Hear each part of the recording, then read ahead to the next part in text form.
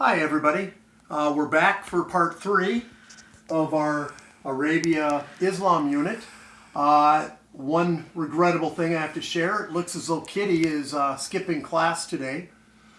He bolted, evidently he doesn't like this coronavirus lockdown and he's not social distancing. So now he's going to be quarantined for a while, and that's the price you pay. Just so all the rest of you are behaving and doing well. Alex, how are you doing and Morgan, how are you guys doing in Lolo? You're even removed from the noise of the big city. Hang in there. Like Ellie, Thomas, all you guys, hang in there that aren't in the big city or in the hood. Like Moira, Annika, you guys are in the hood. Hang in there. I know I'm doing my best just trying to find shelter. I heard that Pavarello's buying a motel. That maybe I can find a spot for the night. I kind of feel like Joseph and Mary looking no place at the inn, but we'll make do. All right, with that, this is our last video, unit information. Test will be Monday or Tuesday next week. Keep looking for that. Okay. We talked about Islam, how its origins were with Muhammad, and the 5 pillars. What were those again? I'm trying to think. Let's see. Megan, would you know? Okay, you say what? Almsgiving? Very good. That's kind of a tough one. Who else? Jojo? Joe? You guys have any ideas what the others were? Profess your faith. Okay, yeah, that's one. What else? Oh, the pilgrimage. That's cool. Okay. What else? What else? Anybody? Anybody? No? Not seeing it. Oh! Who was that? Who was that? Speak up. I can't hear you. Got to pray 5 times. It's right. Very good. Very good. Okay. So make sure we know those 5 pillars. By 732, we start to see Muhammad out of the picture here. That's going to create a void we're going to get to. But Islam has expanded to 3 continents over 5,000 square miles from east to west. The United States is approximately 3,000 from east to west. A little bit less than that. So that tells you how large that geographic area in the Mediterranean world that it spread and how quickly it spread. It spread more quickly than the Catholic Church, the Christian Church. Well, you might wonder, how could that happen? How did that come to be? That's what today is. In the faith of Islam, they have what's called jihad. Jihad means holy war in Arabic of sorts. There's several different definitions. Obviously, it's something that's very sensitive to, obviously, a lot of people. When we hear the word jihad, a holy war, it's against the infidels or the non-believers that are not followers of Islam.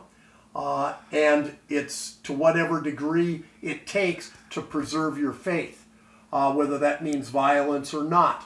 Jihad, if you die with jihad or promoting jihad or involved in jihad, you are then destined to go to the land of honey with Muhammad.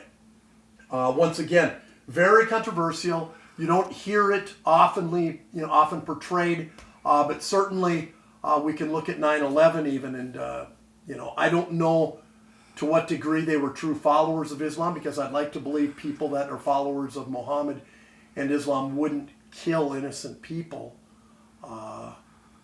That's where we get into the Crusades, of course, later on in our unit. Certainly when they're saying Allah, maybe they're a little bit misguided with the jihad here, with the holy war. But, once again, how did we spread so quickly? Well, the conquest happened with 3 options. Okay? 3. You could convert to Islam. You could profess your faith, convert, and do those pillars of Islam. 2, you could pay a tax. Well, if you don't have any money, how are you going to pay the tax, right? Or number 3, yeah, you guessed it, you die. Very simply, you're killed. So now, you're gathered up, you're rounded up, and they say, what do you believe? Who do you believe? What's your faith? Well, if you don't have any money and the option is die, I think you're going to convert. Okay, so as a result, now we have, by the 8th century, we have a significant following of not only Judaism, Christianity, but now followers of Islam.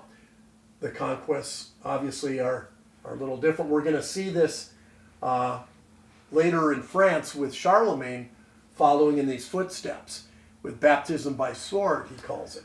Okay, remember we pray 5 times a day, praying toward Mecca. Generally we pray on a prayer rug, and you generally will wash or bathe before you pray.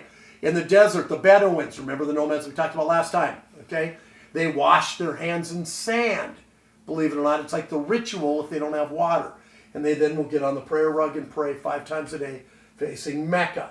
You will see this as you travel, often in airports or in larger cities when the Muslims are called to prayer. So just be aware of that. All right, after Muhammad dies, who takes over? It's called the Caliph. The Caliph is the religious and political leader, and we've seen this before. Religious and political leaders called the Caliph. The leader that follows and leads the Islamic people called the Caliph. After Muhammad, there was a split.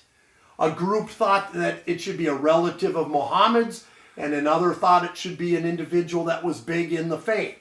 There's a split, and it stemmed out of Baghdad, and it involved the two groups that we know of today, and virtually all Muslims fall into one of these two, the Shiites or the Sunnis.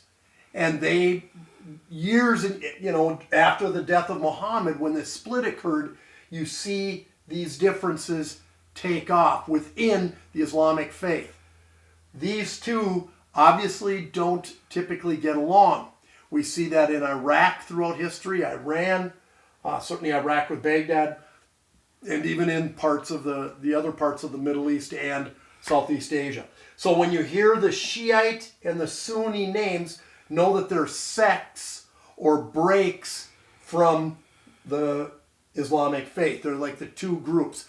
And you may want to remember it from our previous unit with Orthodox, Eastern Orthodox, and the Roman Catholic. Okay? Stemming from Baghdad. The leaders, even today, are called caliphs. You may hear the word Ayatollah. That's typical in Iran. That would be the caliph there. They're both representative of this. And so we still see that faction take place even today between these two emerging groups. Okay? The conquest is a result of this process. We see the 5 pillars in response, and we're going to see then this continuation of growth. Okay? And that is going to obviously force maybe confrontation with the other growing faith, Christianity. And you guessed it. Can you say what is down the road here? Next units? The Crusades. Please email me if you have any questions or text me. Let me know. Love you guys. Miss you guys. Study hard. Test next week.